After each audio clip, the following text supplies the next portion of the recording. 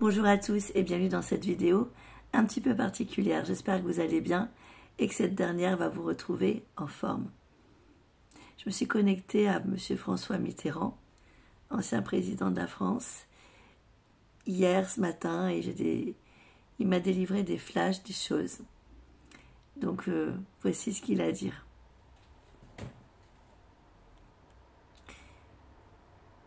J'ai fait ce que j'ai pu.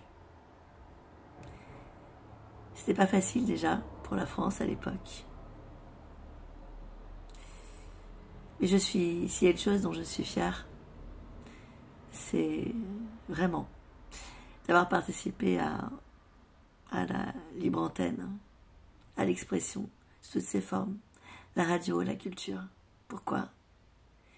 Parce que quand je vois aujourd'hui le monde dans lequel vous vous trouvez, eh oui, on peut voir de là-haut, eh bien, je me dis que le fait de pouvoir s'exprimer, d'être dans un pays où l'expression est plus ou moins libre, parce que je mentirais si je vous disais qu'il n'y a pas de censure, ça vous permet d'avoir une arme incommensurable contre l'ignorance. Et oui, pourquoi? Parce que sans communication, il n'y a pas de savoir. Le savoir se transmet avec la communication. Donc je pense que c'est ce que j'ai fait le plus beau dans ma carrière. Participer à instaurer la libre antenne. De grâce, je vous en prie, faites-en bon usage.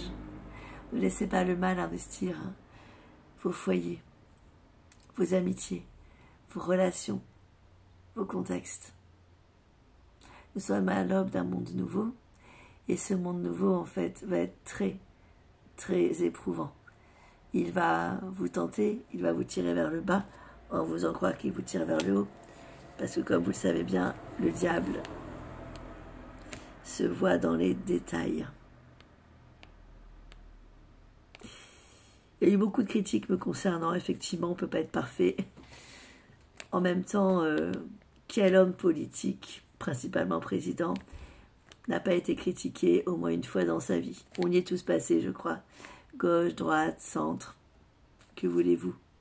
J'ai presque envie de vous dire que ça fait partie du jeu.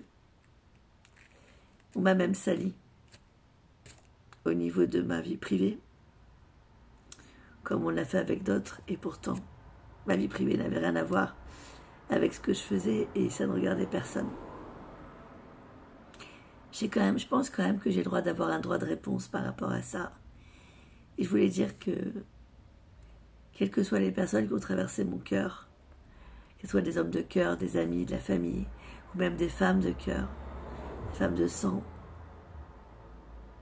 des femmes d'amour, elles ont toutes compté pour moi. Je n'ai jamais joué avec leurs sentiments. J'ai toujours justement fait en sorte qu'aucune personne ne soit blessée. Alors oui, il y a des choses que je n'ai pas dit, que j'ai gardées pour moi, mais ça fait absolument pas de moi quelqu'un d'indigne, ça fait de moi quelqu'un qui a fait ce qu'il a pu pour garder tout le monde, car ma hantise, c'était justement de perdre les gens, de perdre ce lien précieux que je pouvais avoir avec eux. Mais c'était pareil dans ma vie professionnelle, politique, mais aussi dans ma vie personnelle en fait.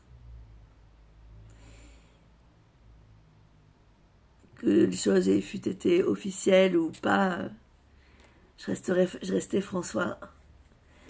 François, l'homme qui voulait aider tout le monde et qui voulait que tout le monde soit heureux avec un sourire jusqu'aux oreilles. Alors par contre, j'étais pas magicien.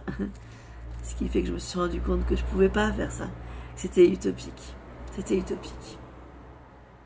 Mais si vous saviez les instants de bonheur que j'ai pu avoir, principalement à des moments où la vie m'a appris qu'il fallait pas tout dire. Il existe une série qui s'appelle Les oiseaux se cachent pour mourir. Je vous invite à aller la voir si vous la connaissez pas, avec Richard Chamberlain, entre autres, qui tient le personnage principal. C'est en film et en série. Et vous verrez, c'est un peu l'histoire de ma vie. C'est-à-dire des amours impossibles et des amours toujours. Des amours qui durent, des amours qui s'ancrent dans le cœur et parfois des amours secrets. La vie m'a appris que tout dire n'était pas bon. Et en politique, ça m'a été confirmé. Ça m'a été reproché. Mais ça fait partie du jeu. Quand on dit tout, on nous le reproche aussi. Alors quoi faire? C'est le jeu des politiques. De tous les politiques. C'est la difficulté. lorsque l'on prend ce genre de poste, en fait, lorsque l'on est président, ministre. Mais je trouve que le peuple français est très dur, hein, avec tous les présidents qui sont passés après moi, même avant. Parce que c'est vraiment pas facile d'être sur ce poste. Alors moi, j'ai eu la chance de passer 2 fois, comme ça a été le cas d'Emmanuel Macron, mais j'avais plutôt une cote où j'étais aimée. Mais même quand on repasse, parfois nous sommes saccagés par les remarques, les critiques. Et vous savez, c'est pas facile. C'est pas facile de pouvoir satisfaire tout le monde, puisque le peuple a des avis différents. Et que qu'on soit de gauche, de centre ou de droite, il faut bien mettre les choses en place à un moment donné. Alors il m'a été reproché la hausse des impôts, mais en même temps il fallait construire. Et donc j'ai construit. Et pour construire, il fallait de l'argent. C'est la seule solution que j'avais trouvée sur le moment. Voilà. Aujourd'hui, la France est dans un autre état. La France peut-être aurait besoin qu'on lui retire des charges, mais à mon époque, c'était ce que je pensais le mieux. Et je pense sincèrement, avec du recul, que c'était le mieux. Voilà. De là où je suis, parce que j'ai changé de dimension, je suis montée. C'est très lumineux. C'est très beau. Comme la réplique de Patrick Swayze dans Ghost, pour ceux qui connaissent. Tu sais, c'est beau, Marie. Parce que tout l'amour qu'on a en soi, on l'emporte avec soi. Et j'ai l'impression d'avoir tout emporté avec moi. J'ai pas perdu une miette de l'amour que j'ai transmis aux gens et de l'amour qu'ils m'ont rendu, en fait. Je suis plein de joie, plein de bonheur de ça. Et au travers de ce message que je vous délivre, je voudrais que vous aussi, vous puissiez capter ces ondes d'amour, hein, être plein d'espoir et être plein de projets. La vie, c'est vivre de projets. Parce que si on ne vit plus de projets, finalement, on est déjà mort. Hein. C'est quoi la mort? C'est de ne plus apprécier la vie quand elle est encore là. Parce qu'en fait, il n'y a pas vraiment de sujet sur la mort physique. Une fois qu'elle est là, nous, on n'est plus. Physiquement, on est tellement autre chose par la suite. On n'est plus, on est transformé. Il n'y a pas vraiment de fin, c'est une transformation. Et quelle transformation inattendue. Si vous saviez toutes les fois où j'ai été là en fait, au Sénat, pendant les discours des présidents qui m'ont succédé, je leur mettais une main sur l'épaule, quel que soit le parti, quelle que soit leur opinion, parce que je savais à quel point c'était dur ce qu'ils faisaient. Et même Emmanuel Macron, il a repris la France en 2017, qu'on soit pour ou qu'on soit contre. Il a vraiment eu des choses difficiles à gérer. Et je trouve que pour quelqu'un de si jeune, il fallait avoir les épaules très larges. Donc il a fait ce qu'il a pu.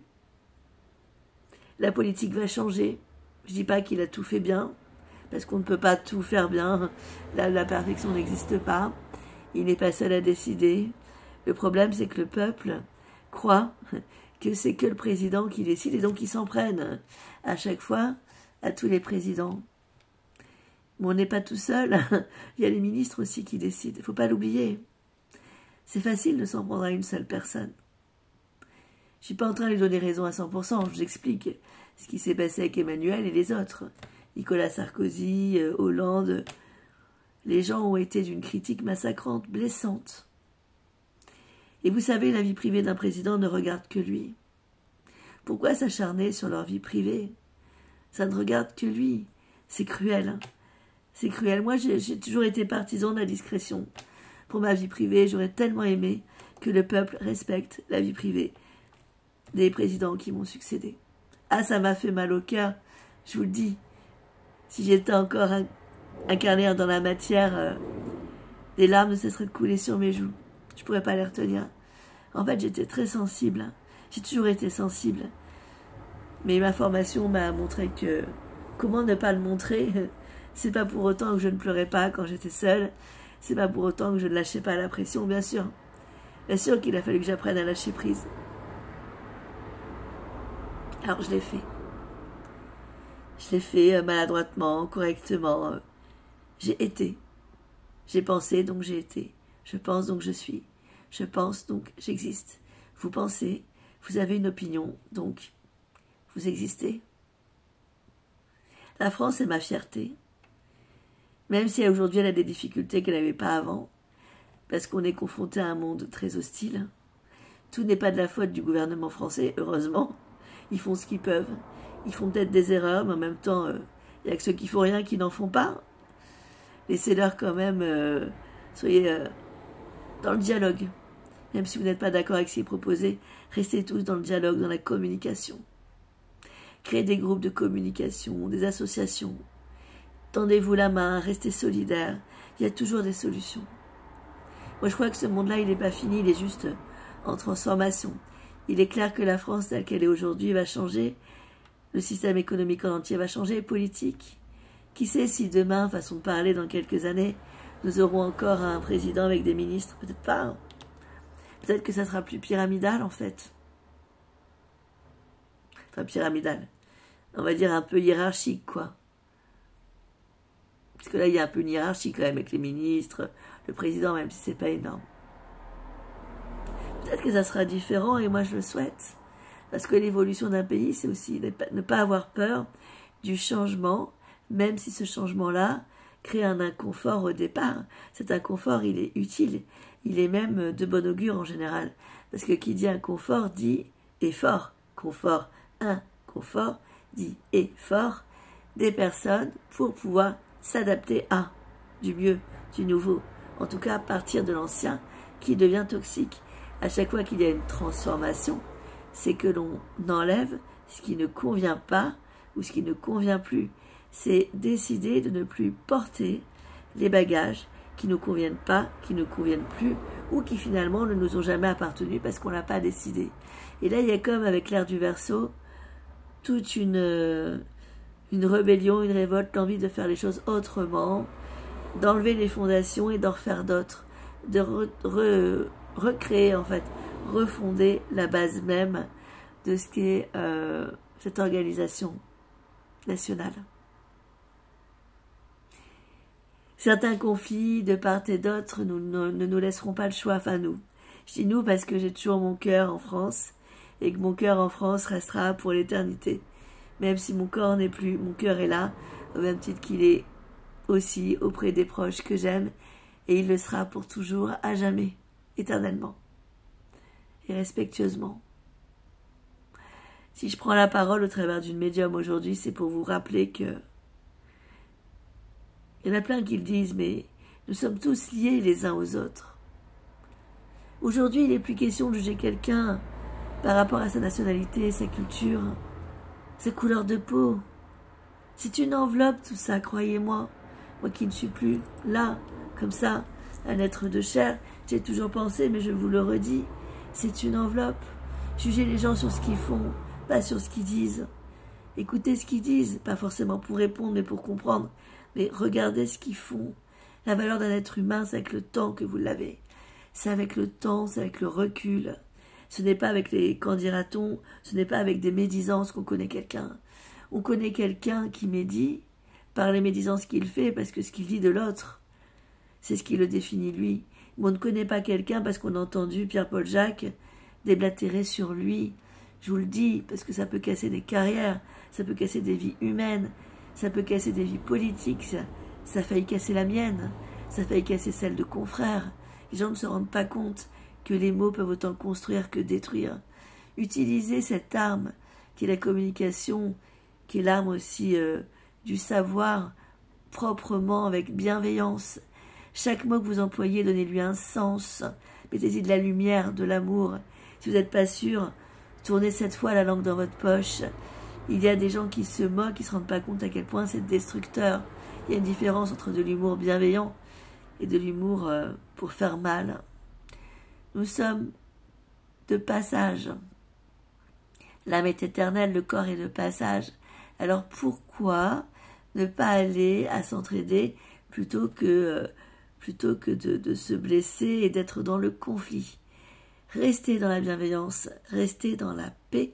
Je vous aime, je vous ai toujours aimé et ça sera comme ça jusqu'à la fin des temps. Merci, Monsieur Mitterrand. Je vous dis à très vite pour de prochaines vidéos.